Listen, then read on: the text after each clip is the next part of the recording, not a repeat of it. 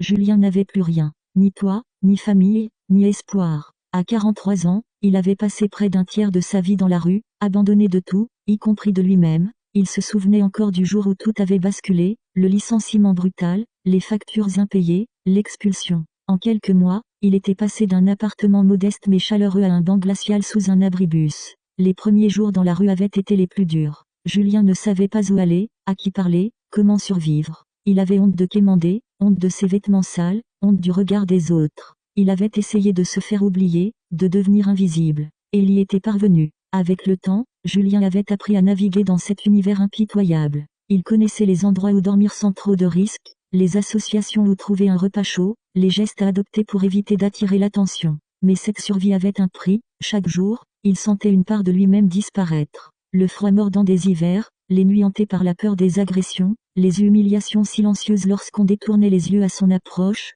tout cela l'avait transformé. Il n'était plus que l'ombre de l'homme qu'il avait été, un corps fatigué errant sans but. Parfois, Julien passait des jours entiers sans parler à personne. Le silence devenait un compagnon oppressant, un vide qui amplifiait son désespoir. Il se surprenait à rêver d'un simple lit, d'un endroit où poser sa tête sans craindre le vent, la pluie ou les cris dans la nuit. Mais ses rêves semblaient aussi lointains que la vie qu'il avait autrefois. Il se souvenait de ses anniversaires d'enfant, où sa mère préparait un gâteau au chocolat. Aujourd'hui, il ne connaissait même plus la date.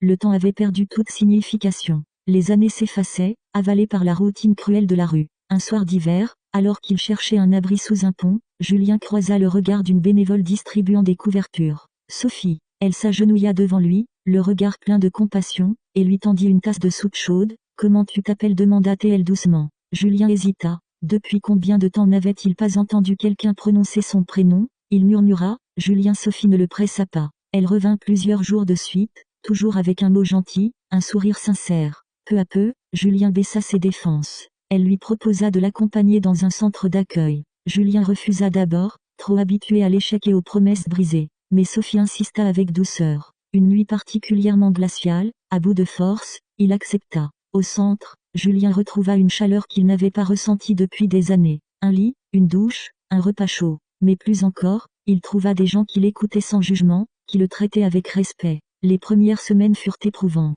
Julien avait du mal à croire qu'il méritait cette aide. Il luttait contre la honte et le doute, mais Sophie restait à ses côtés, patiente et encourageante.